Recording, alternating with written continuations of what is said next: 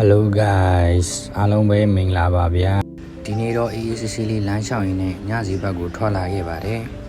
ညဘက်လမ်းမပေါ်မှာကားတွေရှုံနေတာကိုမြင်မောရင်းနဲ့လမ်းလျှောက်ရတာလေတမျိုးတော့အမောပြေတယ်ဗျ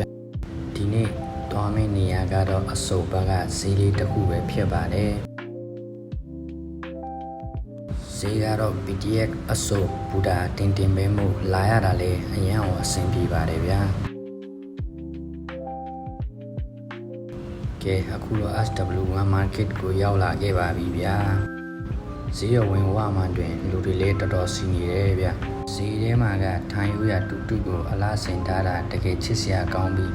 စားစရာဆိုင်တွေလည်းအဆုံရှိပါတယ်ဗျာ